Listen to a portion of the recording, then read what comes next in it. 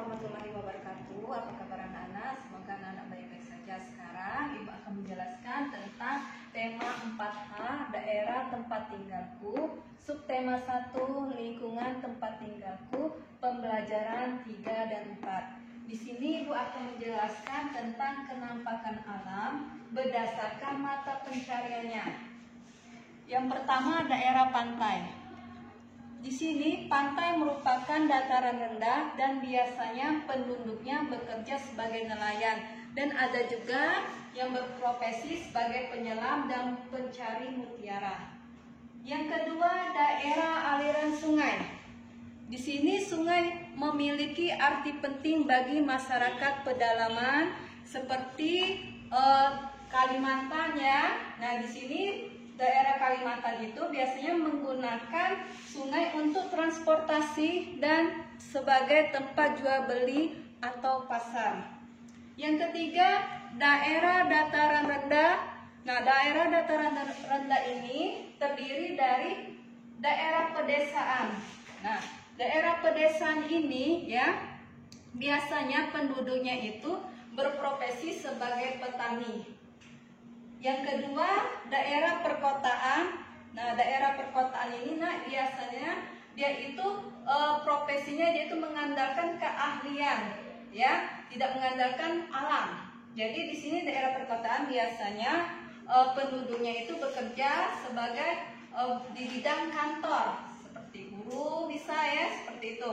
Nah, daerah pedalaman ini biasanya penduduknya itu mengandalkan alam, ya, seperti suku Asmat yang di daerah Papua. Nah, suku Asmat itu ya biasanya ini dia itu dia bisa membuat aneka ragam. Jadi suku Asmat itu sudah terkenal, dia bisa membuat patung ya yang terkenal di mancanegara.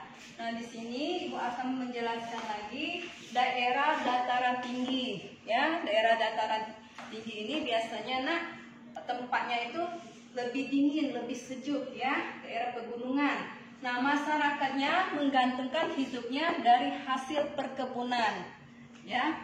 Nah, di sini Ibu akan menjelaskan tentang daerah wisata. Ya, di buku kalian sudah ada daerah wisata, ya, bisa kalian buka tentang cerita Danau Toba. Nah, ya bisa kalian buka di situ.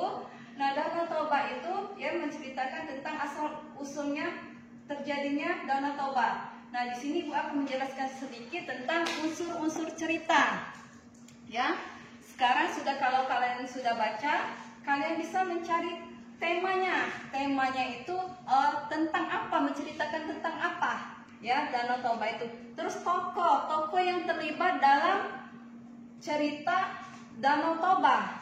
Latar itu artinya tempat ya, kejadiannya di mana.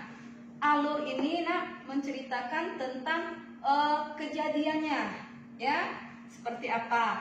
Terus pesan cerita atau amanat, apa yang disampaikan di dalam cerita tersebut, cerita Danau Toba itu, ya, bisa kalian lihat di situ ya. Nah, sekarang Ibu akan menjelaskan tentang kegiatan ekonomi, ya. Kegiatan ekonomi dipengaruhi keadaan lingkungan. Kegiatan ekonomi dapat dibedakan menjadi kegiatan produksi, distribusi, konsumsi. Nah, di sini Pak akan menjelaskan tentang produksi. Produksi artinya adalah kegiatan menghasilkan barang atau jasa untuk memenuhi kebutuhan. Nah, orangnya itu disebut produsen. Ya, Nak ya. Nah, di sini kalau barangnya produksi, kalau orangnya disebut produsen. Nah, di sini distribusi. Yang kedua ya, distribusi adalah kegiatan menyalurkan barang hasil produksi. Ya, distribusi ini orangnya disebut distributor.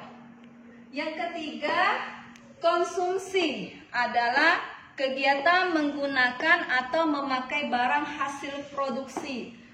Kalau orangnya disebut konsumen. Nah, dari sini ya sudah Ibu jelaskan. Jika ada kurang jelas, bisa kan kalian tanya dengan ibu. Mungkin ini saja yang dapat ibu sampaikan. Nasrul minallah wa fatun qarib. Assalamualaikum warahmatullahi wabarakatuh.